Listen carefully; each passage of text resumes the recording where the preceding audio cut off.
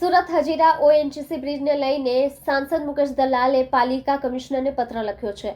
Media અહેવાલ બાદ repairing કામ શરૂ કરવામાં આવ્યું છે, પરંતુ NHAI બ્રિજ પર થીંગડા મારી રહી છે. નેશનલ હાઈવે ઓથોરિટી ઓફ ઇન્ડિયાના કોન્ટ્રાક્ટરો બ્રિજ પર થીંગડા મારતા જોવા મળ્યા હતા. ભૂતકાળમાં 3 મહાકાય જહાજ બ્રિજના સ્પાન જોડે ભટકાયા હતા. સુરત હજીરામાં આવેલ ઓએનજીસી બ્રિજની સુરક્ષા અને સ્થિરતા લઈને સાંસદ મુકેશ દલાલે સુરત મ્યુનિસિપલ કમિશનરને પત્ર લખી તાત્કાલિક તપાસ અને સમારકામની માંગ કરી છે.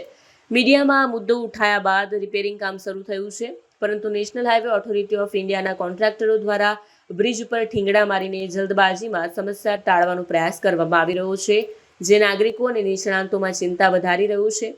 આ બ્રિજ પર ભૂતકાળમાં 3 મોટા જહાજો અથડાયાની ઘટનાઓ પણ બની ચૂકી છે, જેમાં બ્રિજના સ્પાનને નુકસાન પહોંચ્યું હતું. આથી સાંસદ દલાલે સ્વતંત્ર તપાસ એજન્સી દ્વારા બ્રિજની સ્ટ્રક્ચરલ સ્ટેબિલિટી રિપોર્ટ તૈયાર કરાવવાની માંગ કરી છે. બ્રિજની બંને બાજુના પેરામિડ્સ એટલે કે સાઇડ વોલ અત્યંત ખરાબ અવસ્થામાં છે, જે સુરક્ષાના દ્રષ્ટિકોણથી ગંભીર જોખમ ઊભું કરે છે.